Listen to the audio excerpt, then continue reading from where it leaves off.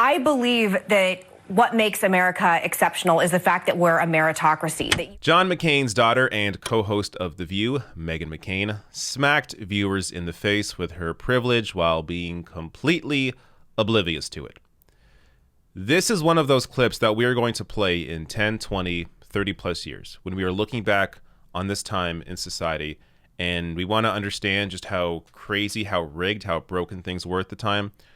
We are going to play this clip and remember just how completely insane it is that there are people in power that have absolutely no idea how lucky they are to be in the positions that they are in. This is not only John McCain's daughter. This is also Cindy McCain's daughter. And I think this is a piece that often gets lost. Just how wealthy Meghan McCain is. So before I even play any clip here, Meghan McCain's grandfather is, his name is Jim Hensley. So he died in the year 2000, passed on his business to Meghan McCain's mother, Cindy McCain. And that business is one of the largest beer distributors in the country for Anheuser-Busch. Cindy McCain is worth $200 million. You can almost see why Meghan McCain discusses so much or talks so much about how she's John McCain's daughter, because it's almost like she wants to make people forget or not recognize that she is also Cindy McCain's daughter and is set to inherit $200 million plus. But this is the world that we live in. And it's one thing, look, it's not Meghan McCain's fault that she was born into this wealthy family. And I'm saying that as if it's a bad thing for her. It's obviously an amazing thing for her. She's incredibly wealthy, doesn't really have to do anything. But here she is, incredibly privileged.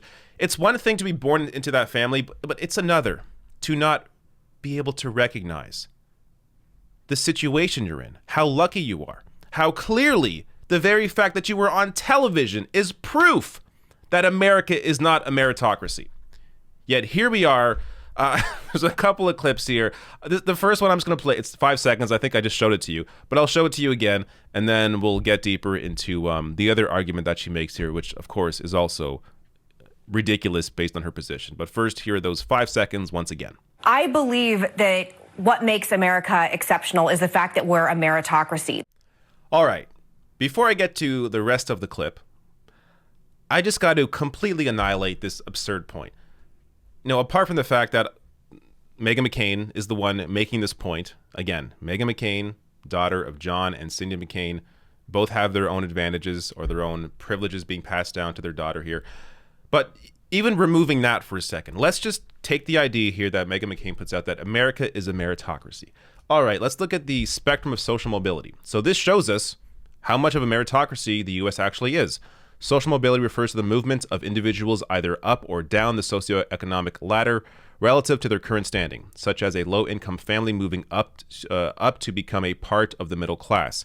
Countries with higher levels of social mobility exhibit lower levels of income inequality and provide more equally shared opportunities for its citizens across each of the 5 pillars. So here are how 82 countries rank in terms of social mobility, the ability for people to move up the economic ladder. Let's see where the U.S. is. Well, not the top 10. Next list. Not the top 20. Next. Where are we? Here we go. There's the U.S. Number 27. Number 27. Under Lithuania, Korean Republic, Portugal, Estonia, New Zealand, UK, Singapore, Czech Republic, Ireland, Malta, Australia, Japan, Canada, Slovenia, France, Germany, Luxembourg, Austria, Belgium, Switzerland, Netherlands, Iceland, Sweden, Finland, Norway, Denmark. By the way, all of these very socially democratic countries guarantee health care, actually take care of the poor and the middle class, and they're able to move up through the socioeconomic ladder as proven by this list here. But the U.S., number 27. So no. America is not a meritocracy.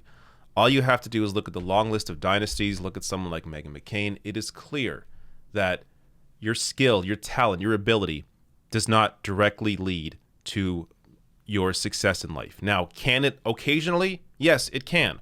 But by and large, That is not what happens. Oftentimes, the zip code that you were born into is the biggest factor dictating where your life will end up. Can you get out of that? Yes, but there is a lot of luck involved. So someone like Meghan McCain discussing how the U.S. is a meritocracy when she was born into wealth and privilege, it's just amazing. Now let me get to the rest of this clip, where she goes on to make another point. I believe that what makes America exceptional is the fact that we're a meritocracy, that you can be anything, that you can come from anywhere and go and have success in any capacity.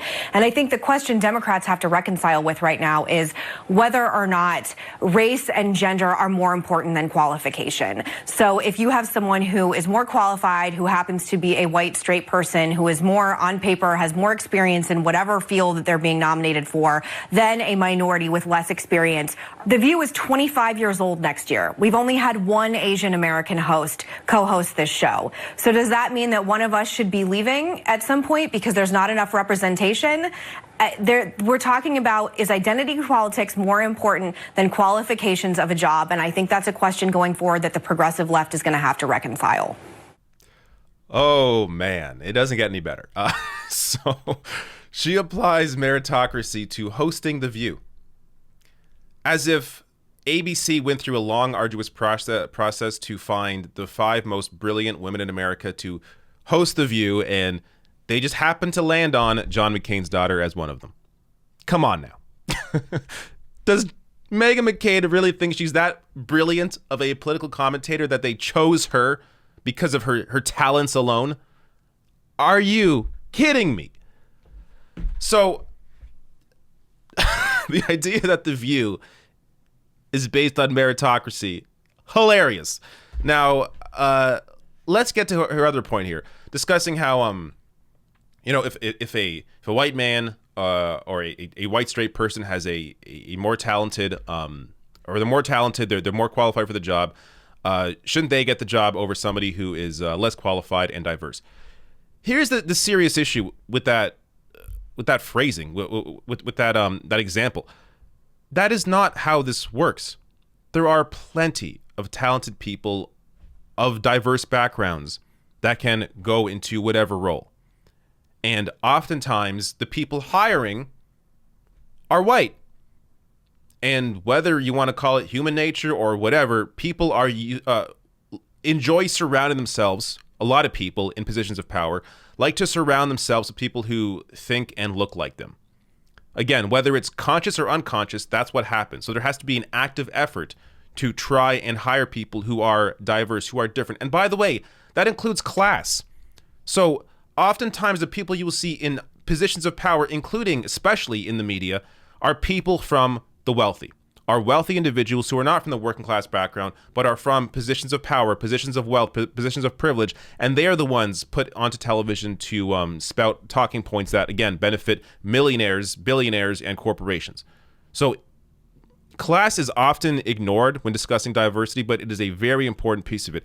And another piece, diversity is a unique perspective. If you're black or you're Asian, you have a unique life experience related to being black, to being Asian, that can absolutely and does benefit whoever is employing you.